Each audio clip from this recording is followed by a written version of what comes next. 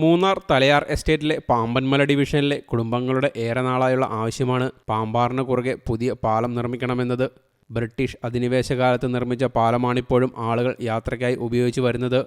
ഇരുമ്പ് കേഡറിൽ മരപ്പലക ഉപയോഗിച്ചാണ് പാലം നിർമ്മിച്ചിട്ടുള്ളത്. പുതിയ കോൺക്രീറ്റ് പാലം വേണമെന്നാണ് കുടുംബങ്ങളുടെ ആവശ്യം. ബ്രിട്ടീഷ് അധിനിവേശകാലത്ത് തേയിലക്കൃഷിക്കായിട്ടായിരുന്നു മൂന്നാർ തലയാർ എസ്റ്റേറ്റിലെ പാമ്പൻമല ഡിവിഷൻ തിരഞ്ഞെടുത്തത്. ആളുകളെ പാർപ്പിക്കുന്നതിനും യാത്ര ചെയ്യുന്നതിനുമൊക്കെയായി പാമ്പാറിന് കുറുകെ പാലവും നിർമ്മിച്ചു. എന്നാൽ ഇന്ന് ഈ പാലം ശോചനീയാവസ്ഥയിലാണ്. ഇരുമ്പ് കേഡറിൽ മരപ്പലക ഉറപ്പിച്ചാണ് പാലം നിർമ്മിച്ചിട്ടുള്ളത്. ഇടയ്ക്ക് മരപ്പലകകൾ മാറ്റി സ്ഥാപിക്കാറുണ്ട്. ഇവിടെ പുതിയ കോൺക്രീറ്റ് പാലം വേണമെന്നാണ് കുടുംബങ്ങളുടെ ആവശ്യം. പാലത്തിൻ്റെ കൈവരികൾ സുരക്ഷിതമല്ല. ഇരുമ്പ് കേഡറുകൾ തുരുമ്പെടുത്ത് തുടങ്ങിയിരിക്കുന്നു. മരപ്പലകൾക്ക് ബലക്ഷയമുണ്ടെന്നുമാണ് കുടുംബങ്ങളുടെ വാദം. வெள்ளக்காரங்க காலத்தில் கட்டின பாலம் இது வரைக்கும் அதை மெயின்டெனன்ஸ் பண்ணதுக்கு இல்லாமல் கம்பெனி 2 வருஷம் 3 வருஷத்துக்கு மேலே பலகை அடித்து கொடுக்கு.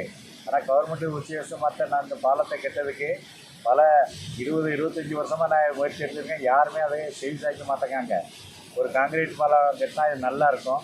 ஆனால் யாருமே அதுக்கு உண்டான அதை முயற்சி நானும் யார கொடுக்காத பெட்டிஷன் இல்லை, சொல்லாத தலைவர்களும் இல்லை.